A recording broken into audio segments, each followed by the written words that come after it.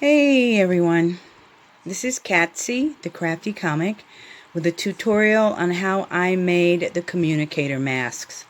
I used Jan from Sew It Online's duckbill pattern. Basically, I modified it to cut out two pieces of fabric, the showy and the one that'll be next to your skin. They are cut at 7 inches long by 9 inches across. I've also cut a nose filter pocket for an easy removable nose clip. My communicator clear plastic is 4.5 inch square, and I've cut a 20-inch piece of elastic, and that will be used to go around the head instead of the ears. So this is what I use to make the mask, and let's get started. Okay, I started by folding my fabric into fourths.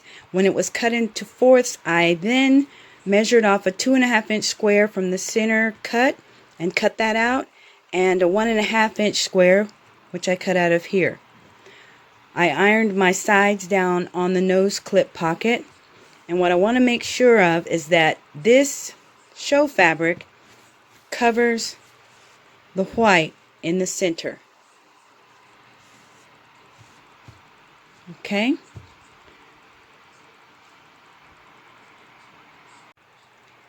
The next step, I took snips in all four corners and then folded back and ironed them down. When I ironed this one down and checked my piece of plastic, it was just fitting, so I recut another piece at 5 inches squared so that it would fit, and then I used a little washi tape to hold it down so I can sew it.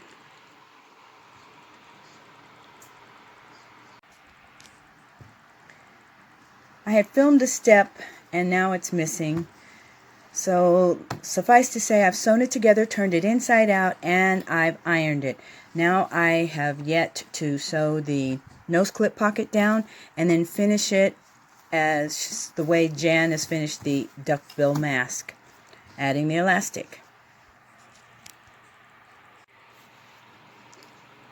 Now at the step where I fold over and iron a crease on both sides, add the elastic and pin. This is about one of the only times I use pins, and I should use it more often for better accuracy, but I just want to get it done. So now I'm going to sew a diagonal line across each point.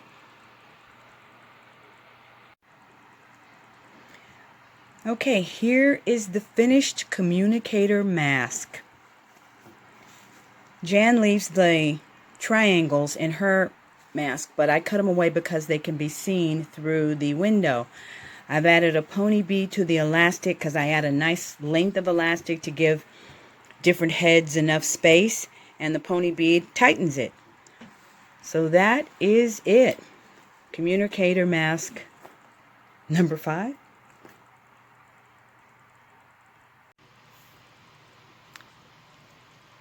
Hi everyone, here's the finished communicator mask. I've got elastic around the head with an adjustable pony bead to make it more comfortable for the wearer. It's about as comfortable to wear as two pieces of fabric and vinyl can be, but it allows people who need to wear masks like this, the hearing impaired, lip readers, it allows them to be more communicative. So there you have it. Thank you, Jan at Sew It Online, for your duckbill mask, because that is the pattern I used to modify to make this mask. So let's keep on making masks, you guys, and we're going to get through this one day at a time. Stay safe.